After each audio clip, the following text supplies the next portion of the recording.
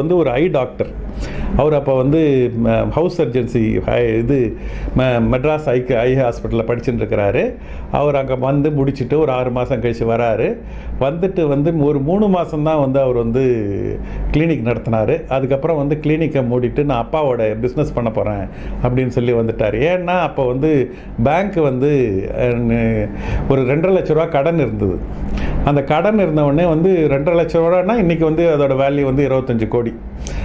எங்களுக்கு we are in a way we are asset rich cash poor. அதாவது asset இருந்தது, but cash கையில் கிடையாது. அந்த 25 கோடிக்கு கிட்டத்தட்ட டபுள் ட்ரிபிள் மடங்கு சொத்து இருக்குது.